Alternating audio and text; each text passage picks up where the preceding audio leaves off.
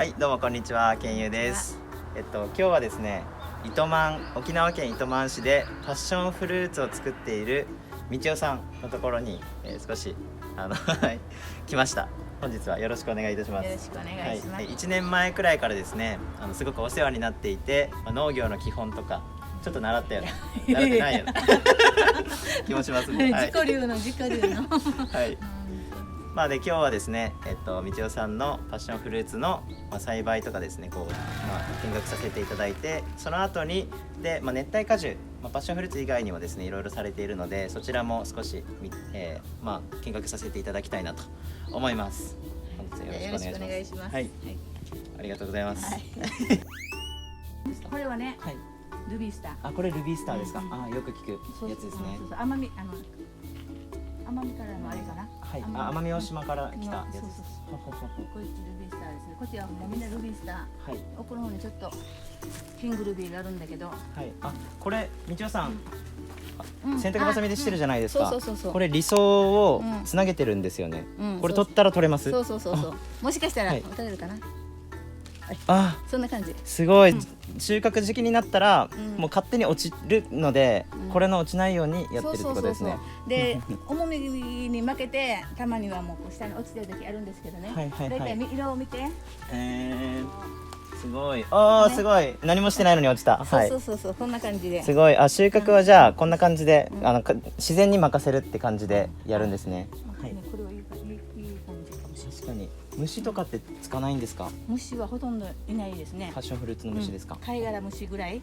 葉っぱとかにつく虫ですか？ダニ系が。けど大きな被害はないですよ。本当綺麗ですね。綺麗か。これ花がここにぐしゃってあって、受粉が完了したらこういう風に果実になっていくんですよね。そう。何日ぐらいで？見る？はい。何日ぐらいで果実になるんですか？2日あれば、もうこれが実になるか落ちるかは大体わかる。大体2日でね、その次の日ぐらいでは、もう実になれないのは、黄色くなって、落ちてくるんですよ。ほら、めしべがしかない。そう。花柄は全部取っちゃったんですよ。取って、これから。すごいね、これ。いや貴重だわこれ。これからね、ほら貴重です。2日ぐらいしたらこんな感じになるのかな。おお、すごいすごい2日したらこんな感じになるんだ。1週間もしたら3日4日でこのぐらいかな。1週間もしたらこんな感じ。これは品種は？これね、品種はね、ルビースター。ルビースター。じゃあ同じ品種なんですね。そうですね。すごい。こう脇から生えてくるんだ、こういうちっちゃいのが。そう花芽はここの脇につくんですか？そう。ここからじゃ葉っぱとこの主軸の間から花芽がついて、ここに受粉して結果っていう感じですね。こんな感じ。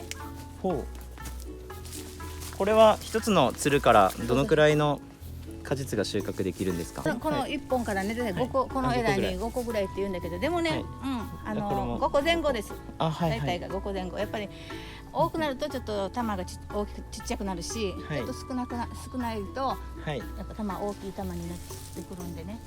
これとかはすごい4個ついてる。4個。理想はね、上から来るのが理想なんですよ。まず植え付けするじゃないですか。これ親でいくのよね。で脇から出てるの小づるって言うんだけど、小づるが出た時に最初にすぐ花芽が来るってなかなか難しくて、ある程度伸ばして芯止めして、2回目の孫づるを出して、孫づるにこう花が来るのがほとんどなんですよ。わかる？わかります。でなんだけど、普通一般的な仕立て方は、上からそのまますっとんと落としてるわけ。小づるをですか？そう小づる。私ここまで伸ばしてるでしょ。ここ伸ばして棚作ってるじゃないですか。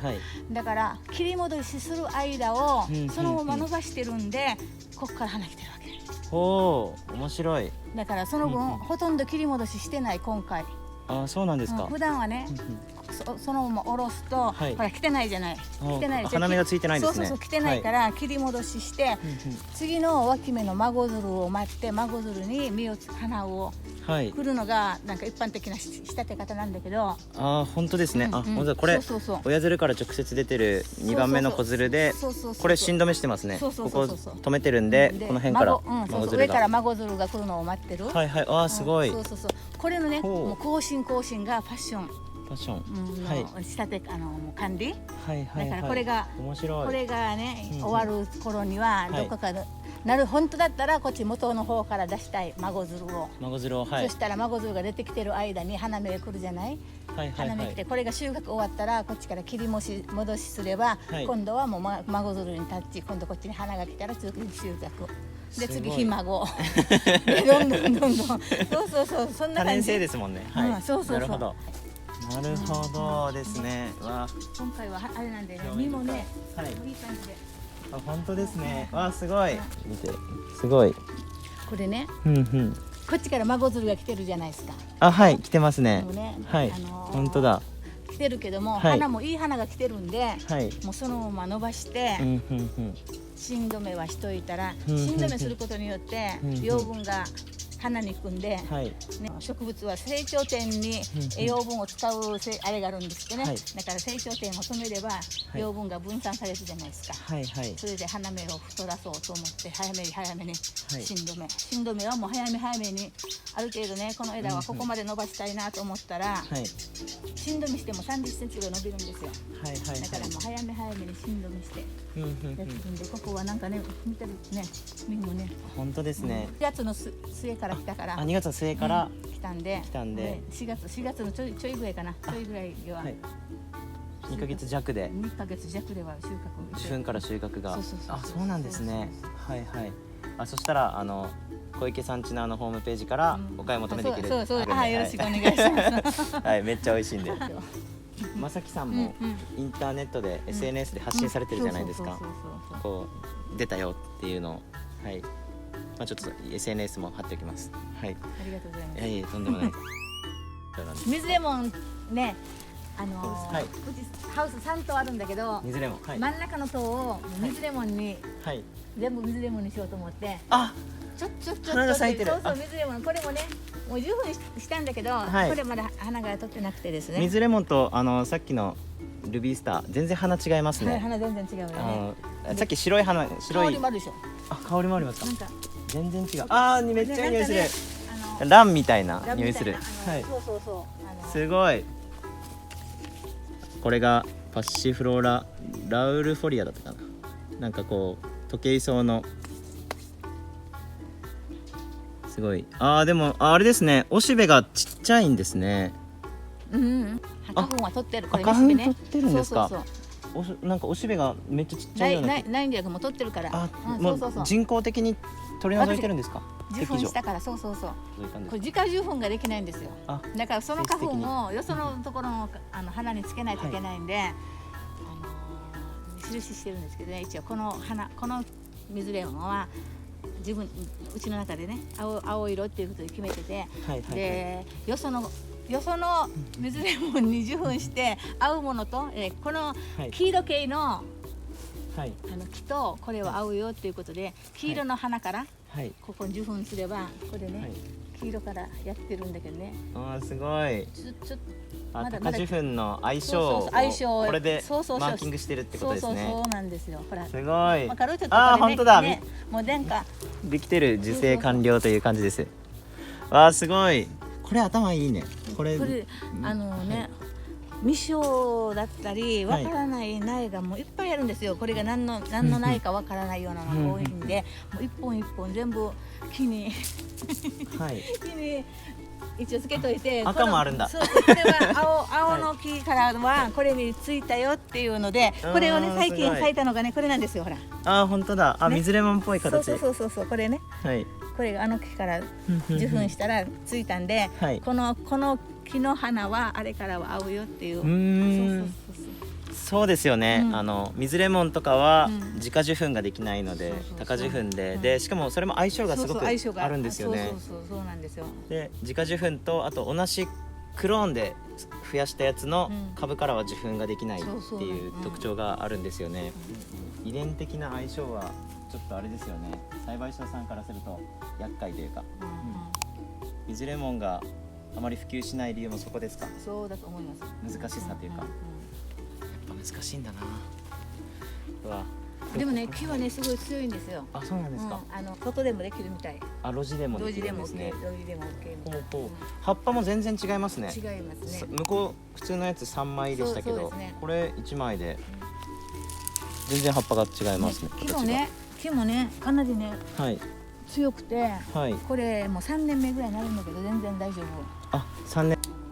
間隔はね、どのくらいですか？2メートルから3メートルっていうことで、農協さんの方で教えてもらったんですけどね、3メートル、もし3メートルにしてしまうと、ダメになった時にすぐ6メートル買って開くじゃないですか。あ、確かに。だからそれをね予防するために大体私は2メートルもっとあれですね、1メートル50ぐらいの間隔で植えてますね。それに増して足も3本足もつけてるからかなりのあれかなと思ってね。あ、これすごいですよね。これみちおさん流ですか？そうですね。一応私自己流で。教科書には載ってないやり方ですか？でもね、私は私で考えてやったんだけど、ちょこちょこあるみたい。で、うちから習ってやった、ここに来て見たってやったっていう方もね、ここあるんだけど、だけどなんかで接ぎ木とか、全部もう補助内はほとんど継がれてるんですよ。こっち見る。この木とこの木はね、もうこっちでね継いでる、わかります？こっちの枝とこっちの枝。あ、そういうことですか。そう。もう結合。だからこれこの木がねダメになって枝根っこ切っても大丈夫。あ、そういうことか。そういうのが向こうにたくさんある。パッションってこういうことができるんですか？そうできるみたい。これ結構常識でだから私流。他はほとんどやってない。みちおさん流。じゃあなんでかっていうと、他の農家さんは毎年1年更新でも株ごと全部植え替えするじゃないですか。私はちょっと冬はしてから。いやこっちの方が樹勢も強く保たれるし。でもね、2年目3年目になると収量はやっぱ落ちる。あ、やっぱそうですか。落ちるんだけどね、でもみんなが取れない時期に取れるっていうの強みがあるんで、冬場のね、みんなが出ない時に出せるっていうのをしていきたかったんでね。これすごい。それなりに考えて、一応だからここの補助は全部一本でつながってる。あ、もうじゃあ全部ついであって。そう全部ついであって、それぞれがね、ここもつながってて。そしてまたこれでまた足を作ろうとしてる。ああ、台の方ですね。ね、そう全部もう植えてて。ぶどうとかの農家もこうやってやってますかね。わかんない。でもいいと思う。こういう風に栽培していて、でなんかついでて一本ダメになってもこっちからまた養分を。そうなんですよ。はい。そう。すごい。パッションフルーツってなんか木というよりは草本っていうか、あれゴーヤとかね、あ、そう。木とは違うもんね。そうですよね。で、このみちおさんのやつがこれが未生で種から発芽させたやつで、でここにつなげるってことですよね。そうなんですよ。で台木でここがもしダメになってもここから根っこがあって切ってもいいっていうことですよね。それがね、それがすごいこれもそうなんですけどね。これは両方生きてるから。両方生きてる。あれなんですよね。もう植え替えあれしていくので。これすごい。これすごいね。あ、こうなるんですね。でも上はね、これは今2つですよ。2世代、3世代があるって。3世代があって、これ元はこれだったんだけど、これね、これを継いでて、またそのそばにまた植えて継いだのが。みちおさん、これみちおさんがわざと接ぎ木成功したら昔のやつを切ってからすんですか？立ち枯れが入ったから。あ、そうなんですか。立ち枯れがね、これこんな感じで立ち枯れ入ってきやすいんですよ。じゃあそうなるんですね。そう立ち枯れが入るんで。立ち枯れっていうのはどういうことですか？疫病だと思いますよ。これ立ち枯れ入ってきてるんですか？どうやって見たらわかるんですか、これは？もうここ枯れてるじゃないですか。ここが木質がなんか生き生きしてない。そうそうそう。これもこれはもうほとんどもう終わってない。あれなんですよね。これももうほら根こち枯れてるじゃないですか。はい。あ、本当だ。あ、これは接ぎ木がまだされてないやつです。もうこれはね、はい。多分立ち木で生えてたんだけど、多分隣の木に助けてもらってるだと思うんですよ。はいはいはい。あ、でも生きて。そうそうそう、生きていらっしゃいます。いらっしゃいますよ。生きていらっしゃる。こっちもこれもそう、もうね、これも全部あ、すごい。これも全部ね、足はつけていたんで、ほら全部こっちにそう。本当だ。で一応今年も卒業式しようと思って、お疲れさんして植え替えしようかなと思って。すごい。天才すぎるな、ちょっと。でも面白いよね、本当にね。面白いですよ。ちょっとキングルビーも見せてもらってもいいですか。キングルビーね。キングルビー食べました？酸味が強かったでしょ。強かったです。丸い方が美味しかったです。はい。これキングルビーなんですけどね。はい。キングルビーもほとんど終わる。これ細長いやつですね。でもキングルビーと普通のパッションは相性がいいんですって。だからちょっと冬の寒い時期に普通のパッションで受粉が難しいのに関してはキングルビーの花だと受粉率が着火率がいいって言ってましたね。加工に使う分にはいいかもしれないけど、ちょっと食べ食ねでするにはちょっと酸味が強いかなと思って。あ、そうなんですね。あ、この木は何ですか？これはね、これは水レモン。水レモンですね。そうよそうよ。びっくりした。なんか葉っぱの形が違うんで。こっちキングルビーこっちから来てる。こっちから来て向こうに行ってるから。あ、はいはいはい。これ水レモンの葉っぱですね。キングルビーの葉っぱも3枚なんですね。3枚、そうそう。桑の葉みたいな。桑の葉。似てる。そうですね。もみじみたいな、桑の葉みたいな。全然違いますね。果物とケイソ。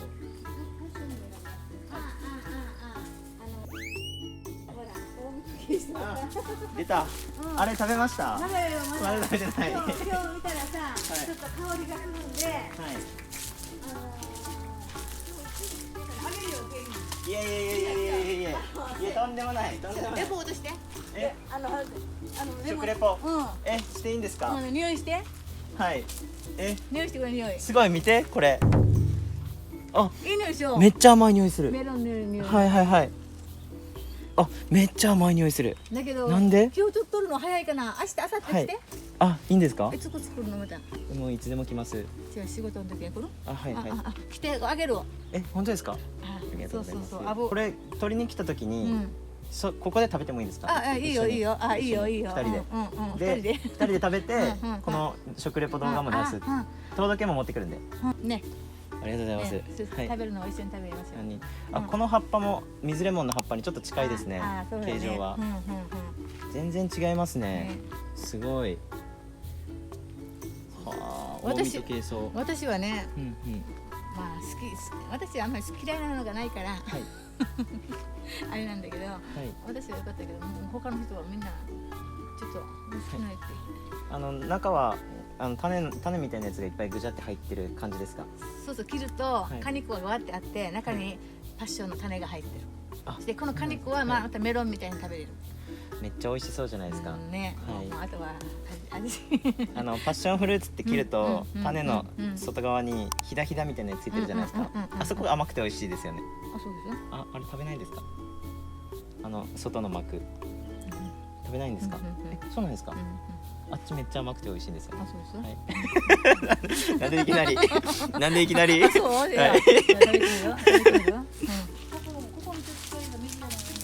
はい、もう分かるようになった葉っぱ見て水レモンかどうか。はい。ここもね、この間全部剪定したらもう花芽いっぱい来てるんで。はい。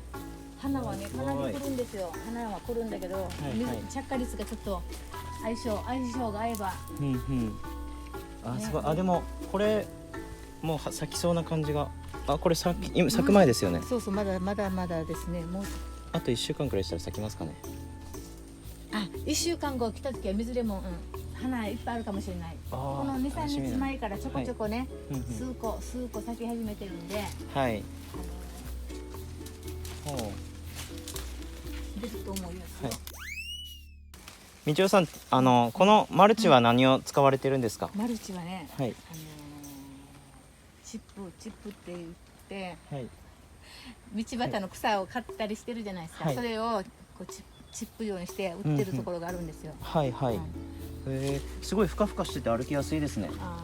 なんか土になってきてる。腐葉土土に帰ってくんで、はいはい、いい感じですね。でそこに私はおからを定期的にやって土と混ぜるんじゃなくて、このチップの上でちょっとすき込む感じで、今最近はおからを、最近は堆肥は入れてなくて、前は牛糞堆肥と入れよったんだけどね、今おからと米ぬかとで、それだけでそう基本的には。あと自分が作ってる液肥はあれは葉面ですか？下にも入れてます。あ、そうなんですか。ほう。それでおからとチップと、でも確かにこのいいですね。なんか草も生えてない感じがあって抑えられてる。チップでねやるとね、雑草もちょっと抑えられますね。ほう。年1回ですか？年2回、最低2回入れますよ。これですか？もう土が見えてきたら入れるようにしてて、12トンのそうそう12トン24トンぐらい。24トン。年間。すごい。24トンのチップ。すごい。だからね。めっちゃよくない、あるよね。でもチップってさ、窒素吸うじゃないですか。あ、そうですね。だから植物は窒素が足りなくなったりするのが、でもこれが腐葉土に帰っていって、もう私のはもうね、下はずっと積み重ねなんで、下の方はねもう腐葉土になってるんで、まあいいのかなと思って、もうでも定期的にあれ入れますよ。化学肥料っていうかリュウマグとかね、カリン酸石灰とか、定期的に追肥は定期的にはやってます。マンゴーはね、今は花越とか実越とかオレンジとかっていうこう定期的にこう入れるじゃないですか。その肥料を入れるあれがあるじゃないですか。パッションは花も実も同時期につるの伸びるのも同時期に来るんで、肥料を切らしてしまうとダメなんでね、もうずっと入れてるんですよ。週に最低1回は葉面散布しますよ。あ、そうなんですか。葉面散布するし、作られたやつを。で月に2回は下からの液肥2回をかなりじゃあ入れるんですね。量は入れないんだけど、回数を増やして私はやってます。量的にはそんなにないんだけどね、回数を増やしてますね。塩月齢月の大塩小塩だったりあるじゃないですか。それに合わせてだいたい作業はやってます。そう、みちおさんに僕もそれを教えていただいて、旧暦に従ってその作業のやり方とかこう手順をこう見直していくっていう考え方がすごい面白い。勉強した。なんかやった。やりました。はい。いいあるよね。接ぎ木とかも木を切っていい時期っていうのがその月のどこかっていうのがあって、2週のその最後の3日とか、それを接ぎ木とかやってます。私も剪定する時もその月を見ながら、もうカレンダーに今は何の時期ってちょこちょこってメモしてて、教えていただいた。あまり賢くないから。とんでもないです。やってます。すごい。だからね、もうある程度のマニュアルっていうの、それは置いててそれに従ってやってるんで、確かにそれ大事ですよね。それに乗ってくるといいのかなと思って、やっと乗ってきてちょっと自分なりにこう求めてたものに近づいてきたかなって感じかな。でも10年になるよ。もう10年、10年近くなるからね。もうベテランですね。もういつも勉強教えてもらってばっかり。液肥作ってるわけさ。ちょっと臭いけど。これ。そうみんな花からさ。あ、すごい。ちょっと1個取っていいですか、花。いいよ。受粉しながら花びらを取るんだけど。おしべだけ必要ってことですか。なんだけど、立ってるのは受粉できないのよ。着火しないわけ。ちゃんとめしべがちゃんと寝てないと花粉つけても。パッションフルーツのこれが花で、特徴としてはおしべがこれ3つあるんですよね。これね、めしべ。めしべがめしべごめんなさい。めしべが3つあって、周りのこのおしべが5つが花粉ね、5つが。はい。でこれがこっち側に花粉がついてるんですよね。そうそうそうそう。後ろ側に。うんうん。あ、これか。うん、そうそうそう。それをね、うんうんうん一応めしべに全部つけてあげるんだけど、はいこのめしべが立ってるとはい。着火しないのよ。落ちちゃうほうほうほう落ちちゃうんで、ちゃんとね切った花じゃないと。で、そうなんですね自家製の液肥を作ってるから、はい。もうそれも全部一応入れて、匂いがいい匂い。これが道夫さんの特製あれですあか。そうよ、ね、黒酢みたいな匂いする。黒酢、要するに発酵してるようななんかあはいれでしょ。腐敗じゃなくて発酵の匂いだから。酢みたいな匂いします。そうそう、そうね。リンゴ酢、リンゴ酢。リンゴ酢？はい。合ってます。はいないけど。ごめんなさい。そうそうそう。ごめんなさい。戻してない、戻してない。これは液肥、まあでも私なりにいい匂いかなと思って。これは挿し木ですか。挿し木です。ほう。生き生きしてますね。もう根が出てるんだね。そうそう、もう根巻いてるのよね。もっとちっちゃいポットに植えてたんだけど、はい。ちょっとポットあげてちょっと大きめにしたんですけどね。もう花も来てて、花も咲いてたのよ。花も。このタイミングで花も咲くんですね。そう挿し木したらやっぱ未生と違ってすぐ花が咲くんですね。そうですね。すごい面白い。なるほど。これで足が向こうに待ってる。ああ、これは何に使うんですか。これは、はい。ルビースター。ルビースター。そのままですか。そのままここにポットそのまま置いて枝を伸ばしてもうそのまま生やしていく。なるほどですね。で、足は水レモン。水レモン。水レモンの種未生なんですけどね。水レモン木が強いから。はい。また相性合うんですよ。水レモンに刺しても。挿し木で増えるのいいですね。そうそうね。成功率ってどのくらいですか。難しいですよ。挿し木ですか。時期と条件があって、暑すぎてもダメだし、寒くてもちょうど2月3月ぐらいがいいのかな。今くらいが。そうですね。初めは。私はこれちょっともうちょっと早めに刺してるんですけどね。水管理かな一番。挿し木はこの土は何を使うんですか。この土は挿し木用の土を買いました。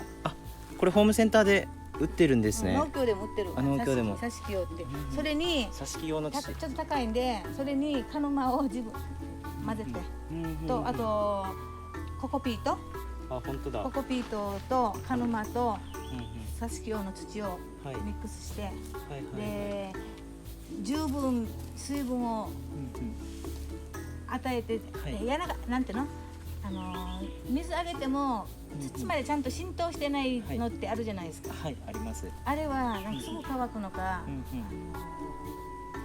発根しにくくて、ちゃんとねもう十分に水分吸ってるのに関しては発根しやすい。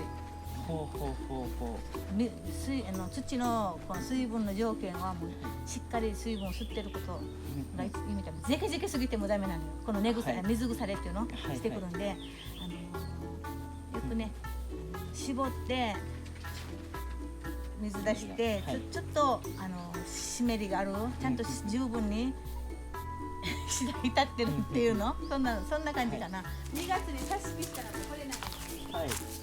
植え付けがちょっと時間かかるんで、もしかしたらダメだったらと思って、これ保険でちょっと保険でかけたんですよ。でもすごい展開してますね。新芽出てるんで大丈夫かなと思って。鉢のサイズがちっちゃいですね。鉢のサイズ、そのサイズにあれも刺してたんだけど、大きくなったからちょっと鉢大きくして鉢上げしたんですよ。基本はじゃあこのサイズに刺していくんですね。このサイズでも大丈夫、いける。でこれがね、すごいキングルビー、はい。キングルビーのあれはちょっとね赤いのよ。葉脈が。みちおさんこれ葉っぱ切ってます？葉っぱ切ってる。なんで切るんですか？水分の蒸散を。そう蒸散が多いから、切った方がいいって教わりました。ここでも最低限光合成しないといけないからちょっと残して、ここのこの部分切るんだ。3分の1ぐらいにする。そうなんですね。すごい。これはね、だからね、着火率がいいっていうから一応はちょっと残しとこうかなと思って。これ多分発根してるんだはずね。もうね、発根してるんでしょうね。水分吸うから水が乾燥してるんですよね。だからそういうのはもう早めにまた次の水あげとかないと。次の水。そうあげとかないと枯れちゃう。水はどこからですか？水はこっちに農業用水地下水があるんですよ。はいはい。地下ダムからのあれがあるんで。ほうほう、あそこから汲み上げ。ここまでちゃんとしてるの。アセロラ。そう。花が咲いてますね。そう。環状剥離したから。あ、しましたか。見て。あ、本当だ。環状剥離してから1週間もしないうちにすぐ花芽がちょっと出てきて。あ、すごい。もう花咲いてるからさ。これですね。ほう。あ、本当だ。すごいですよ。すごいよね、なんかさ。すごい。さすがやっぱり天才ですね。さすがだ。褒め上手。いや。見てこれすごくない？可愛いよね。めっちゃ可愛い。あ、両生花なんだ。おしべとめしべがあるような。これも一本でなるんですね。これはもうそう何もしない虫がやってくるのかな。見てできてるこれ。あ、本当だ。すごい。すごい。これが受粉がした後の感じかな。すごいたくさんできてますね。ね、花ね。これも小池山地お任せセットの主力メンバーですもんね。そうなんですよ。うん。パッションフルーツを栽培始めて10年近くなるんですけど、子供の頃からね、子供たち見てて、親の作ったパッションフルーツで何かをしたいっていうのがこの子の狙いだったみたいで、それでそうちっちゃい頃からで今はインターネット販売で。そうですね。今は息子がインターネットでパッションフルーツとあといろいろお任せセットでパッションフルーツを使った加工品、ミートパッションという練り恋バターを作って一緒にお任せセットでネット等で販売してます。ミートパッションのバターですね。練り恋バターと言いますね。で、あとパッション以外に黒糖とパイン、そしてシークワーサーの今4つバター、フルーツバターとしてネット販売としてます。チャンネルの説明欄の方に貼っておりますので、ぜひ今はお買いも買えるで。そうですね。ネット小池さんちのツイッターかな、でやれば買えると思います。あとは沖縄県でしたら糸満ファーマーズで買えますね。それとあと空港等で買えます。うまんちゅ市場。そうですね。うまんちゅ市場で商品がご購入できるので、ぜひよろしくお願いいたします。みちおさんと僕たちってどんな関係ですか？親戚ですか？親戚よ。うちの分家。分家下っ端ってことですね。つまり下っ端。そう。うちの大きいじいさんは長男。そこは次男。なので下っ端ってことですね。次男で次男の息子さんが次男の長男がおじいさん。選挙とおじいさんと長男。なるほど。血がつながってるんですね。薄いかもしれないですけど。文系。そうなんですよ。特命玉井。名玉井の文系で徳がついた。小学校とか行ってましたもん。小学校じゃない。正月。そうね。正月行ってました。そうちっちゃい頃ね。コロナが来る前、去年も行ったんじゃないかな。行ったよね、一回ね。庭に大きいアボカドだっけ？そうアボカドの木。ありましたよね。なんかあれにさ、ちょっと継ぎしようかなと思って。継ぎます？あれね、40年僕ぐらいよ。私なんかでかいですよね。私なんか小学校ぐらいの時に。すごい、僕より年上だ。そうなのよ。私なんかで知ってるから。勉強になったな今日は。じゃあアボカドそれ継ぎましょう。ね。僕の喜ぶうちの父が。カメラマン側に。ありがとうございます。あれ食べました。何？パッション？あれ品種って何ですか？キングルビー？キングルビーじゃなくてちっちゃい。パッション？あれね。ルビースター。ルビースター。どうなった？美味しかったです。美味しかった？糖度測りましたよ。いくらだ？16ぐらいありました。でもね、今まで最高19ぐらいあったとかっていう話をしたから、でもそれから見るとね、低いかもしれない。夏の分はあれなんだよ、冬は酸味が強いわけ。あ、そうなんですか。で、ちょっとシワが入ってきて、糖度が上がってくると、上がってくるけど、酸味強かった？あ、いや、甘みが。シワ入ってから。はいはいはい。他のファーマーズで買ったやつと食べ比べしたんですけど、全然違かったですね。ありがとうございます。こっちのやつは、はい。